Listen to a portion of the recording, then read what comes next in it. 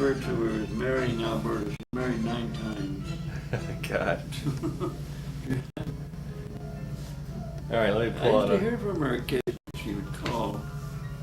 She ended up living down in Texas. She married well finally with somebody that had money. So she lived in Texas. Ninth is a charm. She would call. Yeah, 9 times. Okay. This old guy was an old bachelor named Stevenson. So I don't remember the others. But they were some people that I sketched at the funeral. Mm-hmm. So that's it. Dolly's gone. Yeah. And it, all of those Kansas things, they all started out when I was living in Madison, and over in Milwaukee they had an invitational exhibit. It invited a number of artists from around the state to submit paintings with the theme of the brotherhood of man. And practically everybody was anybody in Wisconsin art sent to it. And at that point, I got to thinking about the brotherhood of man, and it occurred to me that the ultimate brotherhood is death, that we all end up in the same, going out, our light going out. And so I started this series of paintings. I did the one for the invitational, but then I got to remembering how my Dolly used, when I went down to visit there in the summertime, one of the big social events was a funeral, and the funerals would usually consist of the deceased laying out in the living room, and all of the wives, the women particularly, were in the kitchen gossiping, and the kids were all out on the lawn playing. And there was a dead man, gossips, and kids. Yeah, yeah. And I got to thinking about those. That's what they did. I mean, we went to about one a week, I think, or at least one a month. Mm. And so I started this series, and the Prairie series, and did a whole series of them.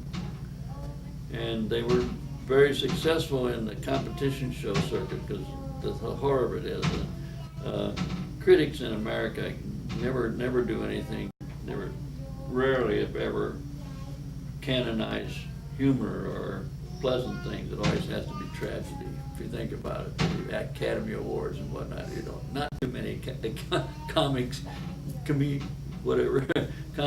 get Academy Awards. Mm-hmm. That is rare. So I sent all these depressing paintings out all over the country, and they were pretty successful. And at that time, academia gave you promotions and salary increases according to how well you did on the circuit, because they didn't want to take the blame for canonizing one of their own. So it was a way of academic people not having to make a decision on their other faculty members as far as who got the raise, who got the promotion. So I managed to jump from assistant professor to associate professor pretty fast. And then, do we have that cowboy? An experiment with a technique there was some liquid inks that we got that would react to Clorox bleach. You could just bleach them out. And so all these effects, these runs and dribbles and things, are the result of putting Clorox over after I'd painted the colors in. Put this Clorox on and get these runs and things through it, and then I used felt tip pens to make the drawing, and it was just sort of in that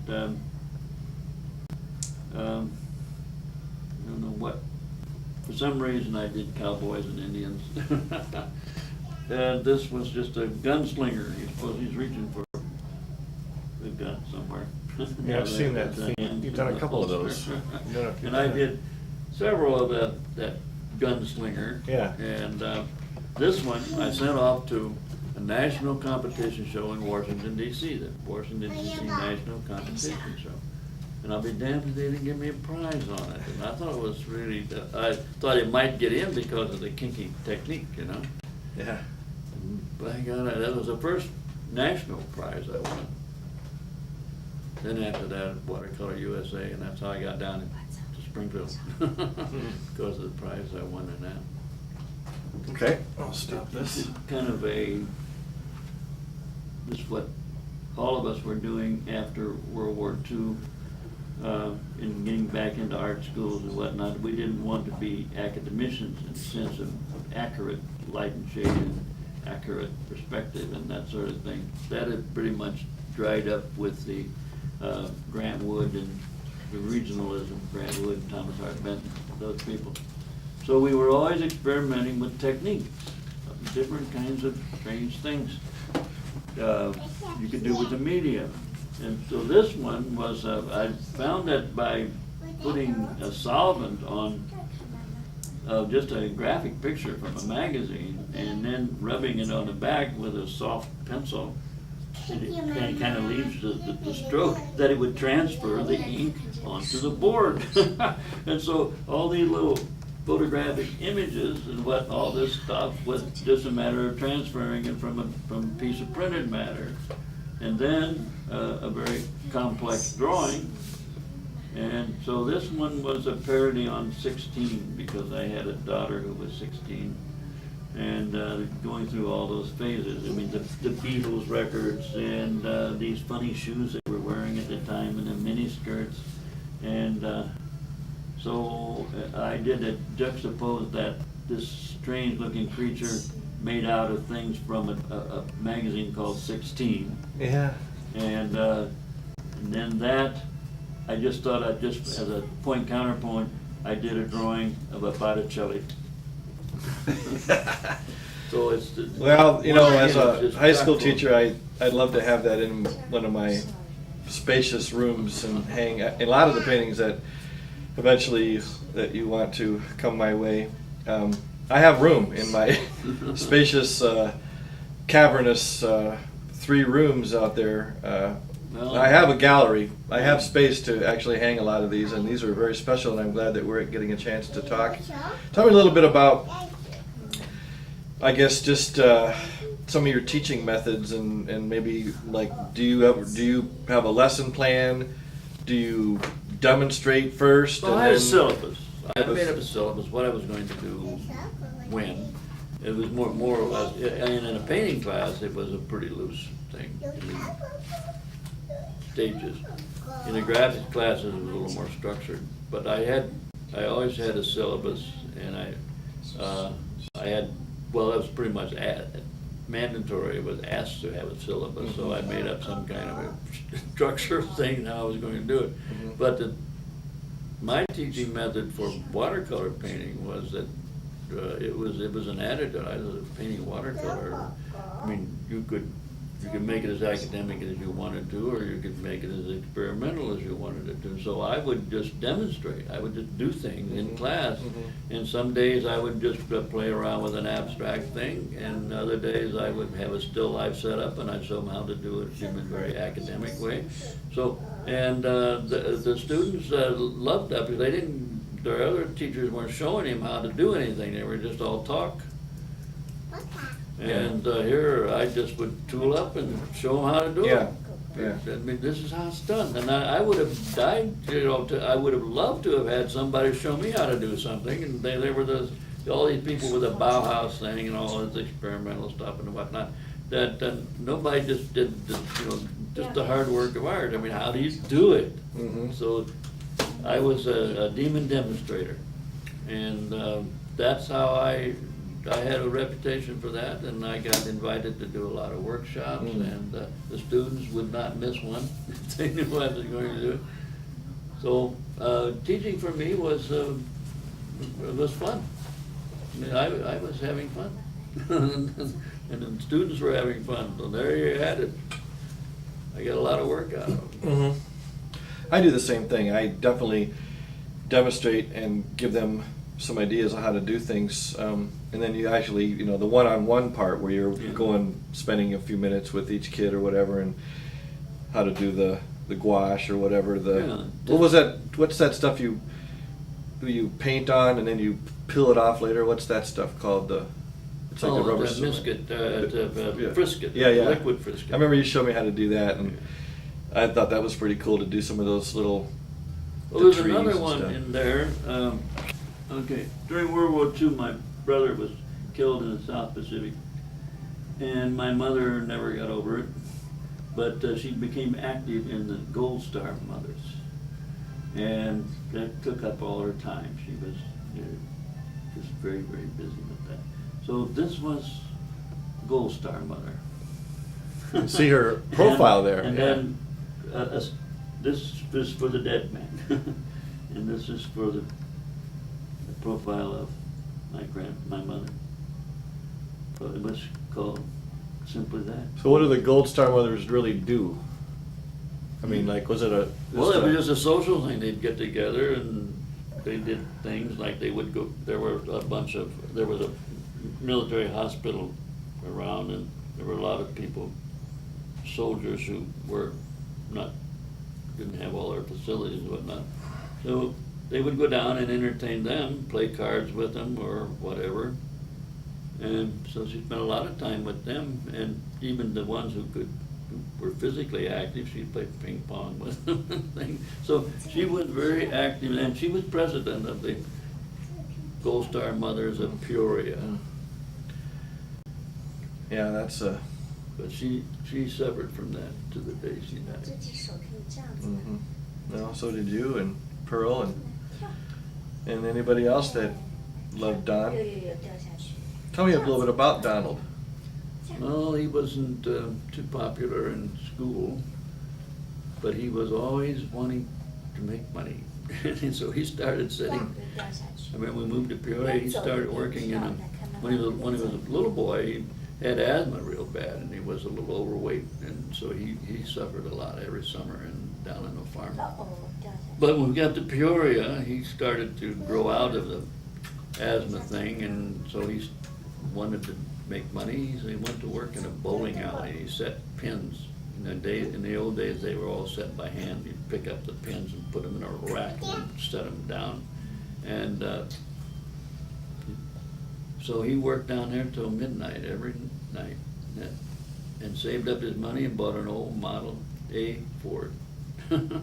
At what age was that? He was probably 16, 17. Got his first car, huh? Wow, he worked for it. Yeah. So he was a very likable fellow and got along well, and he worked, always had a job. He worked in a grocery store. He was your older brother? Yeah. By two and a half years. 2.5 years older. Yeah. And we got along fine during he would come home from the army and whatnot, and we became friends in the end. When we were young, of course, we were like any brothers. We didn't get along too well. He liked to tease me, and I liked to tease him, and we were constantly on each other. So it was those were very strange times during the Depression and then the early years of the war when America went through, and people had the changes they had to make, and it was amazing how much camaraderie there was around over the country, because when I was in the service, I could hitchhike anywhere in the country and get there faster than if I took a train. A little more trust, huh? Well, they would just let you in. I mean, Yeah, we're not so trusting anymore. no, there was a lot. Yeah, a lot of bad things happened, but I remember getting there. The ideal, getting picked up by a young lady, and What were some of the happier moments and funner things you did with your parents and Don as you grew up? Did you have any really things that memorable things that were just kind of fun things you did together? No, we weren't that close. Dad would work pretty hard. He was on the a railroad- he was a railroad blacksmith back then? on the railroad, Yeah, and gosh. for him, getting overtime was the best thing that could ever happen. Make some more You money. Get paid a dime and a half. Yeah, So Dad worked probably a 60-hour week all the time. yeah. And so he was, I tried the Boy Scouts and things like that, but I didn't. And my brother didn't get involved in it. He was making money.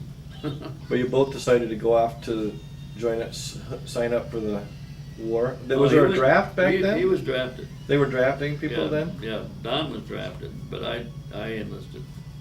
And you didn't have to go because you were Well, but that law hadn't been passed yet. as far as the remaining son behind or whatever. Yeah. But tell me the story about when, I think you got word that Don had gotten killed, and then didn't they come and get you? Pull you out or something? No, actually, I was out of town. I was with some of my friends. I knew we'd gone up to Chicago, I think, and came back and Oh, you were on leave? no, I wasn't. You hadn't got service. in yet? No, I was 2 years, I was younger. Oh, yeah, wow. He was just 19. He was only in there how long before? Oh, Within and a half, year? maybe. Just time to. But your to mother the mother south must have been Pacific. just not The horrified. horror of it was that, you think that people get killed and there's, heroes, blah, blah, blah. He just got killed in an accident. Some munitions exploded. Yeah. In the story. But then you went and enlisted, and and Elsie must have just been beside herself with worry. Oh, You well, going in. that's what everybody did, I mean, you didn't. I was fortunate that I got into the Air Force in cadet training, because that was pretty prime. And I got out before anything happened. I got enough GI Bill. Did you ever have to jump out of a plane? No, I never got to fly hardly at all. Yeah, but you're in the Air Force though. Huh? But they kept changing it, because the war ended, and they didn't need air pilots anymore, so they just did away with the program. And so we were just sitting around, and they decided that the people who were over in the South Pacific came home on a point system. If they'd been there so many months, they got points, and so after they got so many points, they were eligible to be returned. Mhm. And so, but the Army hadn't gotten around to realizing the war's over, and so they had to have a replacement for Yeah. these guys. Yeah. So I became an Army specialized replacement. I went to 18 fields in 16 months. Jeez. Wow. That's all I did, was just one place to the other. So you kind of went The in Army and- was a joke, Yeah. a total joke. Mm. The whole thing was ridiculous. Some of the things I did, the shenanigans we pulled, Jesus, the Army was in total chaos. We'd skip out and make our own orders to go here, go there, go home. And and then always stay over, I'd always be late, but I usually knew the people who were going to check me in, so they'd falsify that. The whole thing was a farce, total farce. So what do you think the whole upshot of anything positive that came out of this, as far as defeating Hitler, or what was the ultimate? In essence, did anybody win? Well, Hitler was insane. There's no doubt about it, and his persecution of the Jews was just outrageous. that had to be stopped.